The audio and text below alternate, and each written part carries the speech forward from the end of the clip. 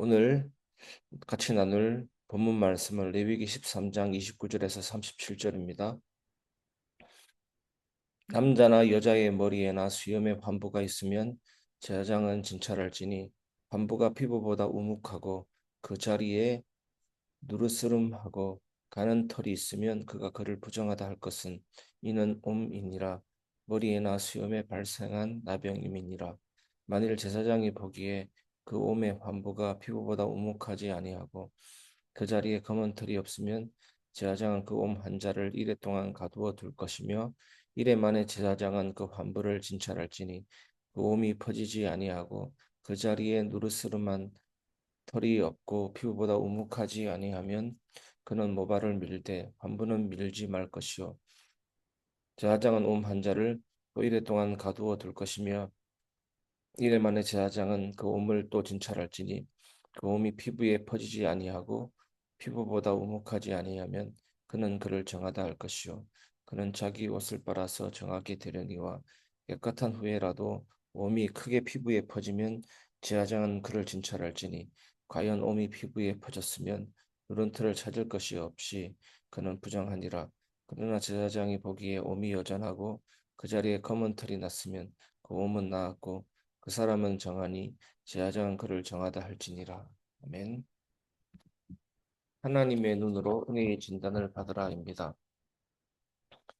레위기 13장은 피부병, 곧 나병에 대한 정결 규례를 다룹니다.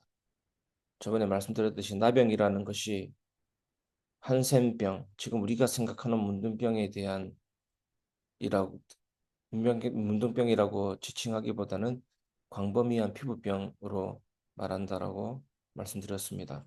오늘 본문은 특별히 머리와 수염에 생긴 옴, 즉 눈에 잘 띄지 않지만 진짜 심각할 수 있는 은밀한 문제를 말합니다.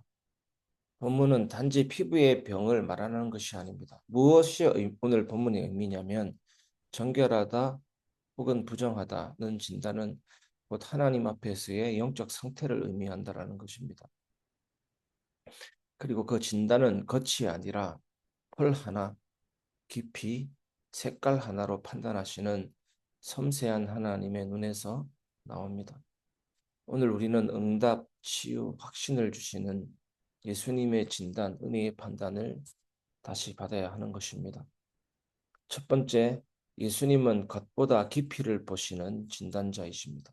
30절 보면 환부가 피부보다 우묵하고 보십시오. 단순한 것이 아니라 깊이를 보시는 진단자이십니다. 하나님은 문제의 깊이를 보십니다. 우리도 교회 안에서 사람을 볼 때 겉만 보고 판단하기 쉽습니다. 하지만 예수님은 겉만, 외모, 교회 출석률보다 그 사람의 마음의 깊이를 보십니다. 우리도 누군가를 판단하기 전에 깊이와 내면을 보고 기다려주는 교회가 되어야 합니다. 어떤 모임에서도 성도들의 겉모습이 아닌 숨은 깊은 상처와 고민을 볼 수 있어야 합니다. 두 번째, 치유는 조금씩의 확인과 기다림 속에서 옵니다. 본문은 반복해서 이레 동안 가두고 또 가두며 확인합니다. 31절, 33절, 34절. 이것이 뭐냐면 하나님이 독방에 가두시는 분이 아니라 하나님의 무자비한 격리가 아니라 정하다고 말해주기 위한 신중한 기다림입니다. 예수님은 우리를 격리시키는 분이 아니라 회복을 끝까지 확인하시는 분이십니다. 우리도 마찬가지입니다. 누군가가 회개하고 돌아올 때, 실수하고 연약할 때 너무 빨리 낙인 찍지 말고 예수님처럼 반복해서 확인하고 기다려주는 교회가 되어야 합니다. 너무 조급하게 해버리면 누가 설 수 있겠습니까? 예배도 마찬가지입니다.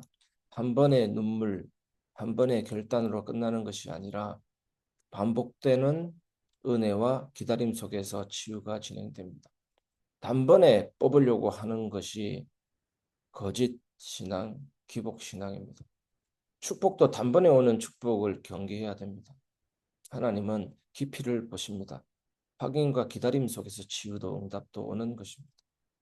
여기 왔더니 잘 된다, 저기 왔더니 잘 된다. 거짓 가르침입니다.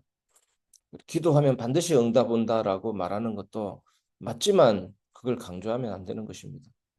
즉시 응답 오는 겁니까? 하나님의 뜻과 계획 속에서 오는 것이죠. 한 번의 말씀으로 모든 답을 얻을 수 없습니다. 반복되는 은혜와 기다림 속에서 치유도 임하고 답도 임하는 것입니다.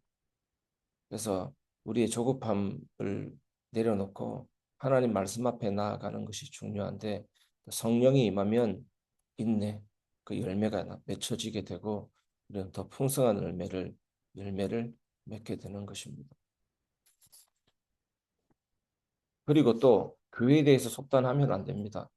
확인과 기다림이란 시간 없이 속단하면 안 되는 겁니다. 하나님은 하나님의 뜻을 이루고 교회를 하나님이 직접 세워 가시는 겁니다. 우리는 그분의 인도만 받으면 됩니다. 세 번째, 은혜의 확신은 작은 변화 속에서 주어집니다. 37절에 뭐라고 나와 있습니까? 검은 털이 났으면 그 사람은 정하니 이렇게 되어 있습니다. 검은 털 하나, 그것이 회복의 증거입니다. 하나님은 우리 인생에서 거대한 기적보다 작은 변화의 증거를 찾으십니다. 예수님은 우리의 눈물이 달라졌는지 말투 하나가 바뀌었는지 이런 것들을 보시는 분이십니다. 큰 거대한 행동의 변화를 요구하지 않습니다. 성도 스스로가 여러분 스스로가 우리 스스로가 자책하지 말고 하나님이 인정하시는 작은 변화 그 축복을 항상 생각하면서 기억하면서 우리 삶에 이루어지도록 기도하면서 확신을 붙들어야 됩니다. 교회도 성도의 그 작은 믿음의 증거를 반영해주는 분위기가 되어야 합니다. 예배 속 찬양 하나, 헌금 봉투 하나, 조용한 기도 하나, 그것이 검은 털입니다. 우리 교회가 7일에 이제 릴레이 기도가 시작되는데 이런 모임에 참여하고 기도하고 여러분 현장에서 기도하고 그것이 다 검은 털입니다. 말씀을 마무리하겠습니다. 예수님의 진단은 언제나 회복을 위한 것입니다. 오늘 본문은 무섭고 차가운 진단처럼 보이지만 사실은 회복을 위한 은혜의 과정입니다. 예수님의 진단은 우리를 정죄하려고 하는 것이 아니라 정하게 만들기 위한 진단입니다. 의사가 입을 벌려봐 코를 벌려봐 하면서 입과 코, 귀를 들여다보는 이유는 뭡니까? 치유를 위한 것이지 않습니까? 그래서 우리는 늘 예수님 앞에 나아가서 그분의 눈으로 내 상처의 깊이를 보여드리고 기다림의 은혜를 경험하고 작은 변화의 확신을 얻게 됩니다. 이 아침 우리는 예배를 깊이 생각해 보게 됩니다. 예배는 예수님의 진단을 받는 자리, 회복과 확신의 자리입니다. 우리 교회의 모든 예배가 이런 자리입니다.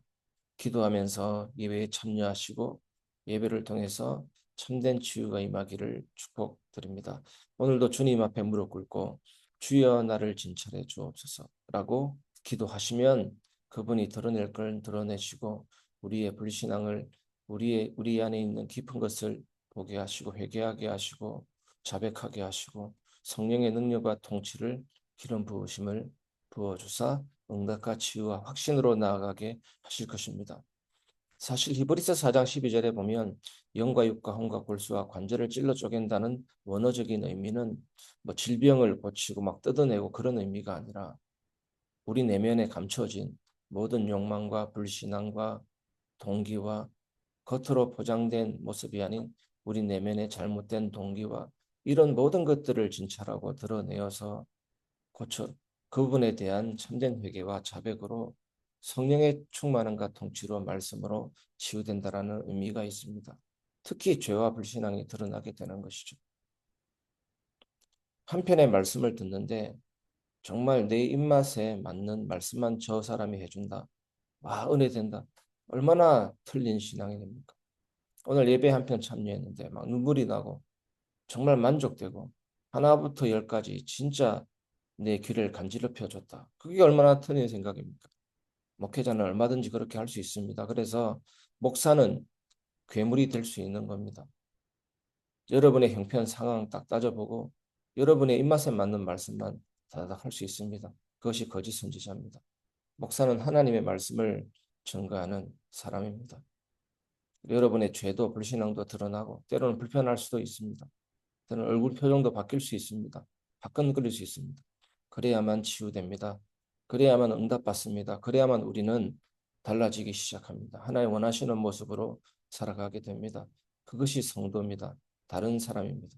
그것이 교회입니다. 다른 교회입니다. 우리 교회도 우리 성도님들도 거룩하게 성화되고 변화되어서 천국에서는 영화롭게 되는 그 은혜 속에 동참하시고 오늘도 하나님이 여러분을 정하다 하십니다. 그 은혜 속으로 들어가시기를 주님의 이름으로 축복합니다.